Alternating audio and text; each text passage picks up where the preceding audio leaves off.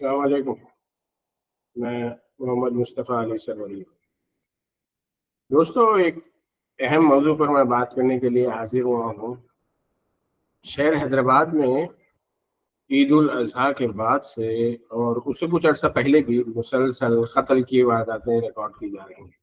कत्ल की वारदातें सामने आ रही हैं। जिस तरीके से या जिस तेज़ी के साथ मर्डर के वाक़यात शहर में पेश आ रहे हैं, हर वाक़ये के बाद अखबारात, टेलीविज़न चैनल्स और सोशल मीडिया पर उसकी बड़े पैमाने पर रिपोर्टिंग हो रही है। और जहाँ भी आवाम को या ख़वास को इस हवाले से बात करने का मौका मिल रहा है, तो सब इस हवाले से अपनी शदीद फ़िक्र का इज़हार कर रहे हैं और इसे एक लॉ एंड ऑर्डर का मसला करार देकर सिटी पुलिस की कारकर्दगी पर सवाल उठा रहे हैं। यकीनन अमन का क़याम और शहरियों की ज़िंदगी की हिफाजत सिटी पुलिस की ज़िम्मेदारी है। लेकिन एक चीज़ जिस पर मैं आप हज़रात की तवज्जो दिलाना चाह रहा हूँ कि जितने कत्ल के वारदात या इक़दाम कत्ल के वारदात पेश आए हैं पिछले दिनों के दौरान, उनमें अक्सरियत मुसलमानों की है। इस हवाले से मेरा ये सवाल है कि क्या ये सिर्फ़ पुलिस की ज़िम्मेदारी है कि वो हमारी सोसाइटी, हमारे शहर में बढ़ते हुए कत्ल के वारदात का नोक ले और इसको रोकने के सद्भाव इख्तियार करें?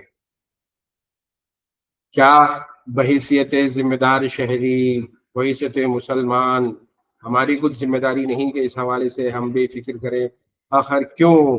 क्या हो गया है हमारे समाज में, क्या हो गया है हमारी सोसाइटी में कि इस तरह से कत्ल की वारदात और इन इन इन खबरों को पढ़ने के बाद आपको अंदाज़ा होगा कि अब जो क़ातिल पुलिस के हाथों लगा है, वो पिछले पिछले वक़्तों में उसके किसी अज़ीज़ का, उसके किसी जानने वाले का किसी दूसरे ने कत्ल किया था, तो वो कत्ल का बदला लेने की खातिर हथियार उठाता है और कत्ल बन जाता है। और बाज़ ऐसे भी वाक़यात सामने आए हैं जहाँ पर कातिलों का पहले से ही मुजरिमाना रिकॉर्ड है। मेरे हिसाब से जितना ये मसला लॉ एंड ऑर्डर का है, सिटी पुलिस का है, उतना ही ये मसला मुस्लिम सोसाइटी का भी है। और मुस्लिम सोसाइटी और मुस्लिम समाज में रहने वाले हर ज़ी शऊर फ़र्द को इस हवाले से तवज्जो देने की ज़रूरत है। उम्मत मुस्लिमा अगर जिस्म वाहिद की तरह है तो और उसमें इस तरह से कत्ल की वारदात बढ़ रही हैं, तो इस पर सिर्फ पुलिस को फ़िक्र करने की ज़रूरत नहीं, बल्कि आपको, मुझे और हर फर्द को इस हवाले से फ़िक्र करने की ज़रूरत है। क्यों? कि हमारे बच्चे जो हैं वो इसी शहर में रहते हैं, इसी समाज में रहते हैं, इसी सोसाइटी में रहते हैं जहाँ पर इस तरह से नौजवान मुख्तलिफ मसाइल को बुनियाद बनाकर एक दूसरे का कत्ल करने पर आमादा हो गए। ये भी कहा जाता है कि अदालतों में जिस तरीके से इन मुजरिमों को जल्द अज जल्द छूट मिल रही है, उसके नतीजे में भी इनके हौसले बढ़ गए हैं। लेकिन मेरा ये सवाल है कि शहर हैदराबाद में, हम चूँकि हैदराबाद के हवाले से बात कर रहे हैं, हैदराबाद मिसाल है, इसको पूरे मजमूई सतह पर मुस्लिम सोसाइटी के हवाले से सोचा जा सकता है कि जो कातिल है, वो कातिल कहीं अमेरिका से या जापान से नहीं आ रहा है, बल्कि जो कातिल है, कत्ल करने वाला है, वो हमारी ही सोसाइटी का, हमारे ही शहर का, बल्कि हमारे ही मोहल्लों, हमारे ही गलियों में रहने वाले नौजवान हैं। तशवीश की बात देख लीजिए कि ये जितने कत्ल की वारदातें पेश आ रही है, उसमें जो कातिल हैं, जो पुलिस के हाथों लग रहे हैं या जिनको पुलिस इल्ज़ाम के तहत गिरफ्तार कर रही है, कत्ल के इल्ज़ाम के तहत, इनकी उम्रें क्या हैं? ज़रा आप गौर कीजिएगा कि इनमें से जो बेशतर की उम्रें हैं, आज़म तरीन मैक्सिमम जो एज है 40 साल, और 20 से 40 साल के दरमियान के नौजवान जिस तरीके से जराइम की तरफ राग़िब हो रहे हैं और कत्ल के वारदात में मुलविस हो रहे हैं, ये तशवीश की बात है। एक चीज़ इस हवाले से गौर की जानी चाहिए कि ये जितने कत्ल की वारदातों में पड़ने वाले या कत्ल की वारदात के इल्ज़ाम में पकड़े जाने वाले जो मुल्ज़िमीन हैं, जिन्हें इल्ज़ाम के तहत, कत्ल के इल्ज़ाम के तहत गिरफ्तार किया गया है, उनका तालीमी पस मंज़र क्या है? वो हमारी ही सोसाइटी का हिस्सा है। तो एक चीज़ आप नोट करेंगे कि ज़्यादातर जो इसमें पकड़े जाने वाले कातिल हैं, मुबैना कातिल या मुल्ज़िम है, कत्ल के इल्ज़ाम में जो लोग पकड़े जा रहे हैं, वो ज़्यादातर तालीम से बेबहरा हैं, नंबर 1।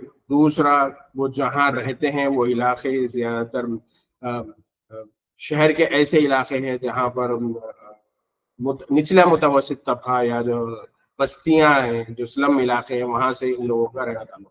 یہ چیزیں آپ کو مشترک ملیں گی کہ جو قتل کے الزام میں پکڑے جانے والے جو ملزمین ہیں یا جن کا قتل ہو رہا ہے، ان میں سے بیشتر کا جو تعلق ہے وہ شہر کے مختلف سلم علاقوں سے یا ایسی بستیوں سے ہے جہاں پر تعلیم زیادہ عام نہیں۔ تو ان چیزوں کو غور کرنا ہے، اور آپ اس چیز کو بھی نوٹ کیجئے گا کہ یہ جو ایک نوجوان جب پکڑا جاتا ہے تو اس کے گھر والوں کو اس کے بعد کی جو مشقت ہوتی ہے، اس کے بعد پولیس اسٹیشن کے چکر ہے، اس کے بعد عدالت کے چکر ہے، اس کے بعد وکیل صاحب کے چکر ہے، اور یوں سمجھ لیجیے اگر وہ پڑھتا بھی تھا تو یوں سمجھ لیجیے اس کا تعلیم کا سلسلہ تو یوں ہی ختم ہو گیا۔ اور حالانکہ جیلوں کو اصلاح کے طور پر اصلاح ایسا مقام بتایا جاتا ہے جہاں پر قیدیوں کی اصلاح کی جاتی ہے، لیکن آپ اور ہم سب جانتے ہیں کہ ایک مرتبہ جو نوجوان جیل چلا جاتا ہے، جو نوجوان جیل میں قید کر دیا جاتا ہے، اس کے بعد بہت کم ایسے دیکھنے میں آتا ہے کہ وہ واپس سدھار کی جانب چلے۔ تو پہلی فرصت میں کیا کیا جانا چاہیے کہ ہمیں بھی فکر، پولیس اپنا کام کر رہی ہے، یقیناً پولیس کو اس حوالے سے سخت اقدامات کرنے چاہیے۔ دوسری چیز آپ یہ نوٹ کریں گے کہ یہ جو قتل کی جتنی واردات ہیں، اس کے بعد جب پولیس سے پوچھا جاتا ہے، ہمارے بہت سارے سوشل میڈیا کے جو صحافی ہیں وہ اپنا کیمرہ لیے اور بس پولیس کے اعلیٰ افسران یا پولیس کا جو بھی رینک کا افسر ملتا ہے اس کے سامنے کھڑے ہو جاتے ہیں کہ کیوں ہو رہا ہے یہ قتل کی واردات، بتائیے۔ تو آپ دیکھ لیجیے کہ بیشتر جو قتل کی وارداتیں ہیں اس کے متعلق پولیس کا یہ بیان سامنے آتا ہے کہ قاتل، کئی مرتبہ تو ایسے بھی واقعات سامنے آتے ہیں جہاں پر قاتل اور مقتول دونوں بیٹھ کر ایک ساتھ شراب نوشی کر رہے تھے۔ اس کے علاوہ ابھی جو حالیہ عرصے میں جو قتل کی ایک واردات سامنے آئی وہ بھی ایک ایسے شراب کی دکان کے بالکل قریبی علاقے میں یہ واقعہ پیش آیا، اور پھر قتل کی جو ویڈیو، قتل کی جو تصاویر سامنے آئے ہیں اس میں شراب کی بوتلوں کو باضابطہ طور پر بتایا جا رہا ہے۔ تو سب سے بڑی فکر مند یہ بات ہے کہ شہر حیدرآباد کا نوجوان جرائم کی طرف راغب ہو رہا ہے۔ دوسری چیز ان سب میں جو مشترک ہے وہ یہ ہے کہ وہ تعلیم سے بے بہرا ہے۔ تیسری چیز جو ان میں اکثر نظر آتی ہے وہ ہے ان کا نشے کی عادت میں ملوث ہونا۔ تو یہ تین امپورٹنٹ چیزیں ہیں، اس حوالے سے ہمیں کام کرنے کی ضرورت ہے کہ ہم نے اپنے بچوں کی تعلیم کے حوالے سے انتہائی لاپرواہی اختیار کی ہے، جس کے نتیجے میں ہمارے بچے صحیح سے تعلیم حاصل نہیں کر رہے ہیں۔ دوسرا، بچوں پر جو نگرانی ہے وہ نگرانی کا تصور گویا بالکل ہی ختم ہو گیا ہے۔ آدھی رات کو بھی بچے باہر جاتے ہیں، چبوتروں پر بیٹھتے ہیں، دوستوں کے ساتھ گھومتے ہیں، گاڑیاں تیز رفتار سے چلاتے ہیں، دوشے کھانے کے لیے باہر جاتے ہیں۔ تو یہ ساری چیزیں جو ہیں اس پر والدین کو نوٹ کرنے کی ضرورت ہے، والدین کو اس حوالے سے ہوش کے ناخن لینے کی ضرورت ہے کہ یہ بچوں سے آپ کا لاڑ نہیں بلکہ بچوں کی زندگیاں خراب کرنے کا عمل ہے۔ دوسری چیز، بچوں میں جس طریقے سے نشے کی عادت، شراب کے نشے کے حوالے سے تو یہ کہا جاتا ہے کہ قتل کی واردات میں جو ملوث لوگ ہیں ان میں سے بیشتر اپنے جرم کا ارتکاب کرتے وقت یا اس سے پہلے وہ شراب کا نشہ کرتے ہیں۔ اور یہ بڑے ہی تکلیف دہ بات ہے کہ شراب کا نشہ ہو یا دیگر جو گانجا اور دیگر نشیلی جو ادویات ہیں ان کا استعمال مسلم نوجوانوں میں بڑی تیزی سے پھیل رہا ہے۔ تو پہلی چیز نوجوانوں کی تعلیم، اور جس طریقے سے لڑکیوں کے حوالے سے کہ بھئی لڑکیوں کا رات دیر گئے گھر سے باہر نکلنا آج بھی شجر ممنوع ہے، آج بھی اس حوالے سے والدین فکر کرتے ہیں، گھر والے فکر کرتے ہیں کہ لڑکی اگر باہر گئی ہے تو جلد سے جلد وہ گھر پہنچ جائے۔ تو میرے حساب سے اب وقت آ گیا ہے کہ ہم اپنے لڑکوں کے حوالے سے بھی ایسی ہی فکر کریں کہ ہمارے لڑکے دیکھیے یہ ہماری ذمہ داری، پولیس کی ذمہ داری نہیں ہے۔ بچہ اگر ہمارا ہے، بچہ اگر ہمارے خاندان سے تعلق رکھتا ہے تو ہماری بھی کچھ ذمہ داری ہے۔ ہم یہ کہہ کر خاموشی اختیار نہیں کر سکتے کہ بچے اگر باہر جا کر قتل کی وارداتوں میں ملوث ہو رہے ہیں تو یہ پولیس کا کام ہے۔ پولیس جو اپنا کام کرنا ہے پولیس اپنا کام کرے گی بحیثیت والدین، بحیثیت سرپرست اور بحیثیت امت مسلمہ کے ایک ذمہ دار فرد کے۔ کیا آپ کی کچھ ذمہ داری نہیں؟ تو اس حوالے سے سوچنے کی ضرورت ہے کہ کیا ہم اپنی ذمہ داری کو پورا کر رہے ہیں۔ تو کیا کیا جا سکتا ہے؟ پہلی فرصت میں جتنے ہمارے شہر کے، بعض رپورٹوں میں تو یہ بتایا گیا ہے کہ ملک بھر میں سب سے زیادہ جو سلم علاقے ہیں یہ نئی بستیاں ہیں جہاں پر بنیادی سہولیات نہیں ہوتی ہے، سڑک یا ٹریننگ کی سہولیات یا دیگر جو بلدی سہولیات ہیں وہ موجود نہیں ہوتی، وہ شہر حیدرآباد میں۔ تو جتنے ایسے بستیاں ہیں وہاں پر خصوصی طور پر کام کرنے کی ضرورت ہے۔ देखिए, काम सिर्फ किसी गरीब को खाना खिला दिए तो वो काम नहीं हो गया। काम तो ये है कि आगे चल के कोई गरीब ना बने, उसको ज़ेवर तालीम से अब आरास्ता किया जाए। और ज़रूरी नहीं जब हम तालीम की बात कर रहे हैं तो हर लड़के को डॉक्टर या इंजीनियर बनाने की, बल्कि हुनरमंद उन्हें मुख्तलिफ पेशों से जोड़ा जाए, मुख्तलिफ स्किल्स उन्हें सिखाए जाए ताकि वो अपनी मदद आप कर सकें। और दूसरी चीज़ आप नोट कीजिएगा कि जराइम के जितने वारदात में हमारे नौजवान मुलव्वस हैं, उसमें ज्यादातर जो मामला हैं वो रकमी लेन देन के मामला हैं, कर्जों की अदायगी है या फिर इस तरह के दीगर मामला हैं जहां पर लेन देन की बुनियादों पर झगड़े होते हैं। तो अव्वल जो हंगामी बुनियादों पर जो काम, तवील मुद्दती जो काम है, वो काम ये है कि पहले फुर्सत में हमें अपने अतराफ, हमारे अपने घर में, अपने खानदान में बच्चों को तालीम से जोड़ने की जरूरत है कि बच्चे जब तालीम हासिल करेंगे तो तब बहुत मुमकिन है, इंशाअल्लाह, अल्लाह से भी उम्मीद है कि वो जराइम से दूर रहेंगे। दूसरा, क्या तालीम याफ्ता बच्चे नशे की आदत नहीं? ऐसी भी खबरें आ रही हैं कि भाई तालीम याफ्ता बच्चे हैं वो कॉलेजेस जाने वाले बच्चे, इंजीनियरिंग करने वाले बच्चे भी नशे की आदत में मुलविस हो रहे हैं। तो यकीनन इस हवाले से भी अब वक्त आ गया है कि हमारे जुमे के खुतबात में बार बार तवज्जो दिलाई जाए कि ये जो नशे की आदत लगी है इसके सद्देबात के लिए क्या किया जा सकता है।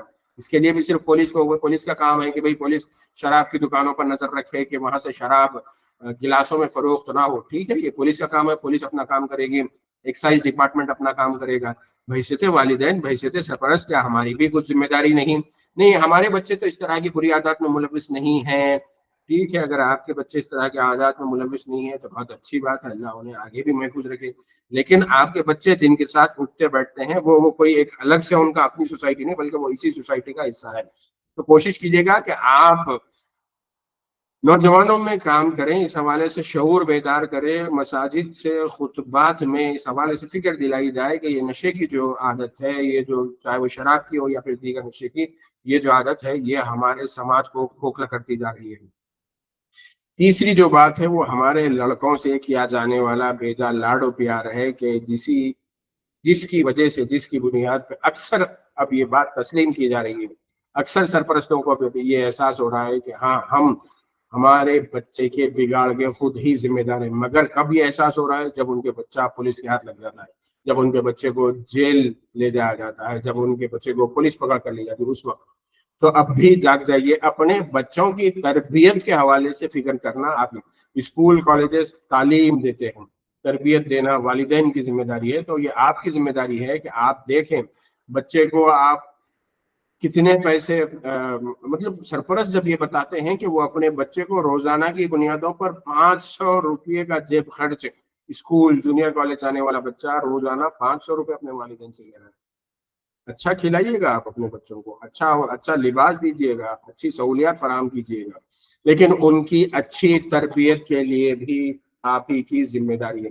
तो यहीं पर मैं अपने इस बात को ख़त्म करता हूँ, लेकिन आप सबसे गुजारिश करता हूँ कि ये एक बहुत तशवीशनाक मसला है, इस पर आपको काम करने की ज़रूरत है, इस पर आपको तवज्जो देने की ज़रूरत है। जितना जल्दी हम इस हवाले से तवज्जो देंगे, काम करेंगे, शायद हम एक अच्छे अच्छे माहौल, अच्छी सोसाइटी की शुरुआत के लिए हम तभी इकदाम कर सकेंगे। ज़्यादा से ज़्यादा इस बात पर गौर कीजिएगा और ये अपने जानने वालों तक भी ये बात पहुँचाइएगा, सोचिएगा कि इसका हल हम क्या निकाल सकते हैं। बेहद शुक्रिया।